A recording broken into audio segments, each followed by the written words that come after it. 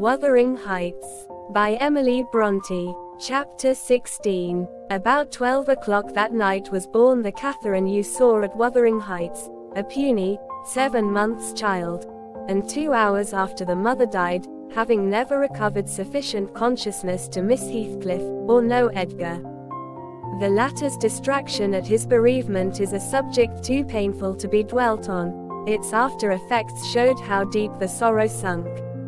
A great addition, in my eyes, was his being left without an heir.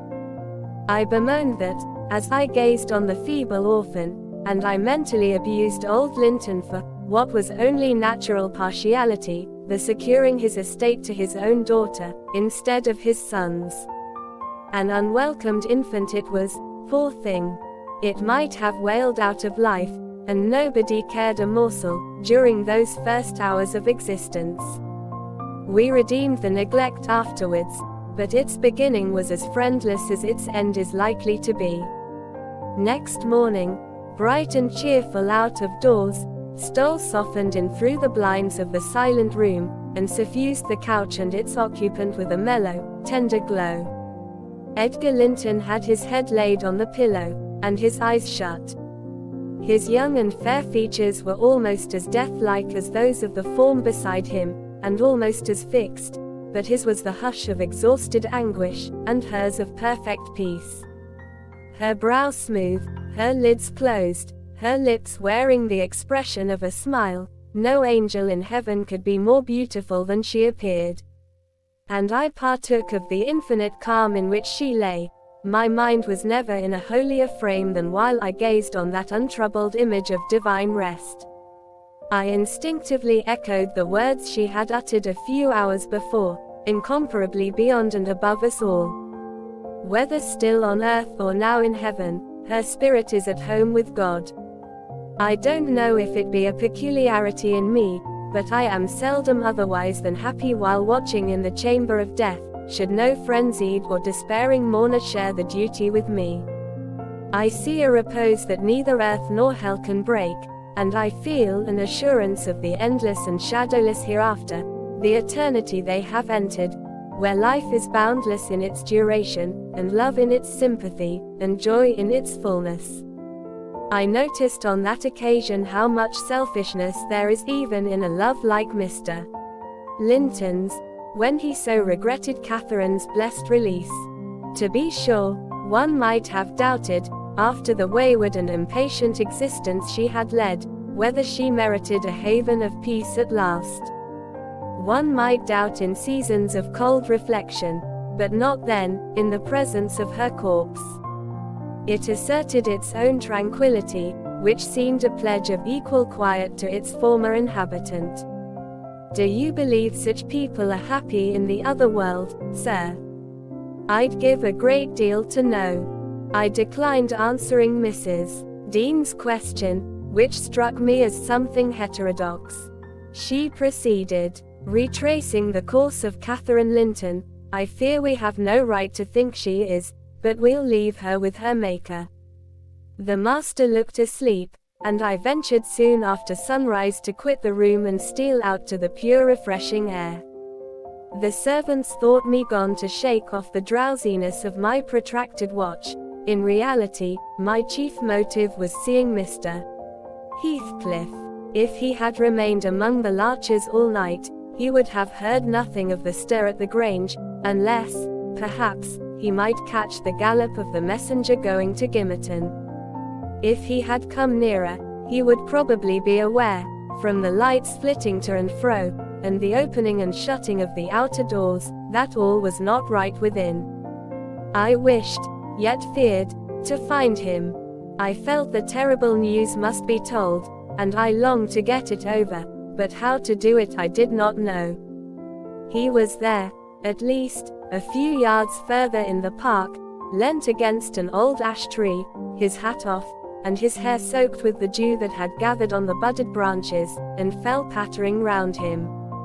He had been standing a long time in that position, for I saw a pair of ouzels passing and repassing scarcely 3 feet from him, busy in building their nest, and regarding his proximity no more than that of a piece of timber. They flew off at my approach, and he raised his eyes and spoke. "She's dead," he said. "I've not waited for you to learn that. Put your handkerchief away, don't snivel before me. Damn you all, she wants none of your tears." I was weeping as much for him as her. We do sometimes pity creatures that have none of the feeling either for themselves or others.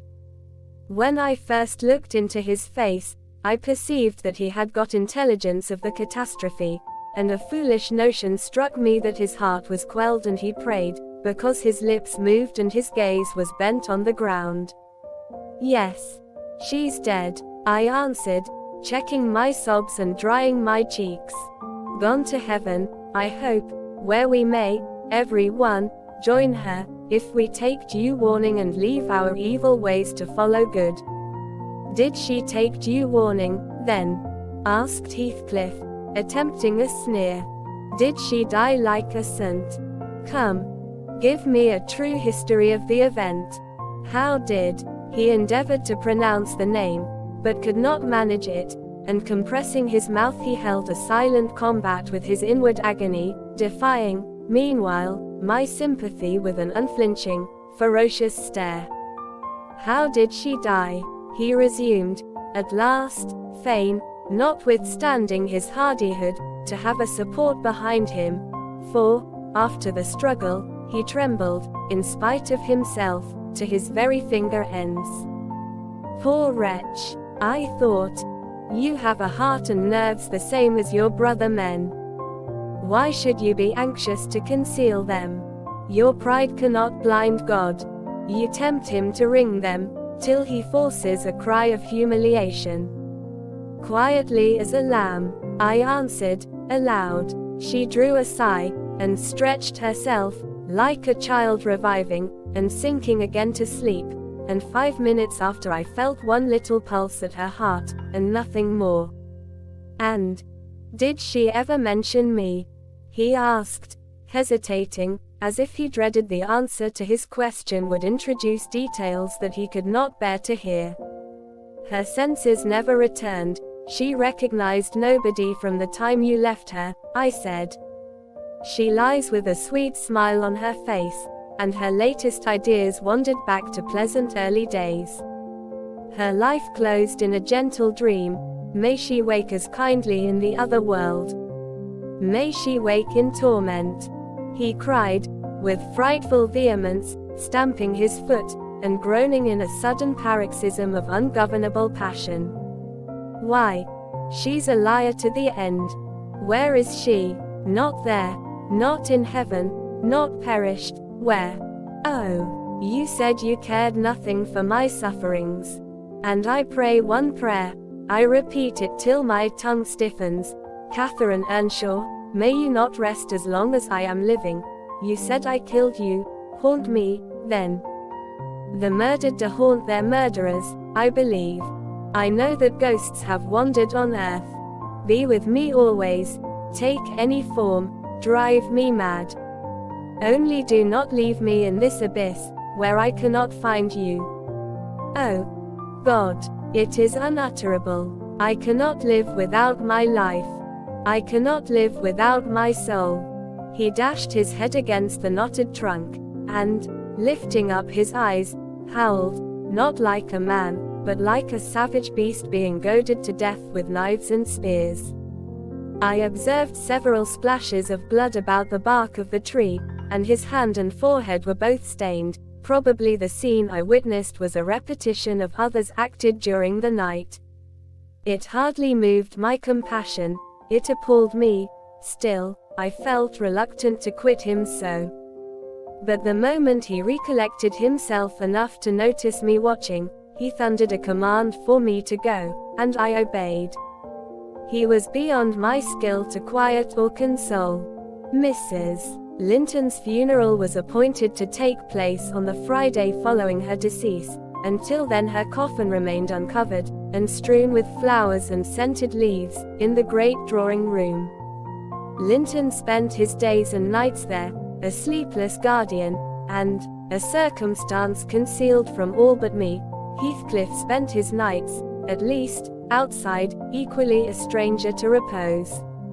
I held no communication with him. Still, I was conscious of his design to enter, if he could, and on the Tuesday, a little after dark, when my master, from sheer fatigue, had been compelled to retire a couple of hours, I went and opened one of the windows, moved by his perseverance to give him a chance of bestowing on the faded image of his idol one final adieu.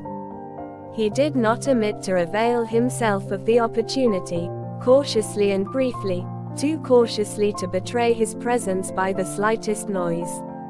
Indeed, I shouldn't have discovered that he had been there, except for the disarrangement of the drapery about the corpse's face, and for observing on the floor a curl of light hair, fastened with a silver thread, which, on examination, I ascertained to have been taken from a locket hung round Catherine's neck. Heathcliff had opened the trinket and cast out its contents, replacing them by a black lock of his own. I twisted the two, and enclosed them together. Mr. Earnshaw was, of course, invited to attend the remains of his sister to the grave. He sent no excuse, but he never came, so that, besides her husband, the mourners were wholly composed of tenants and servants. Isabella was not asked. The place of Catherine's interment, to the surprise of the villagers, was neither in the chapel under the carved monument of the Lintons, nor yet by the tombs of her own relations, outside. It was dug on a green slope in a corner of the kirkyard, where the wall is so low that heath and bilberry plants have climbed over it from the moor, and peat mold almost buries it. Her husband lies in the same spot now, and they have each a simple headstone above, and a plain grey block at their feet, to mark the graves.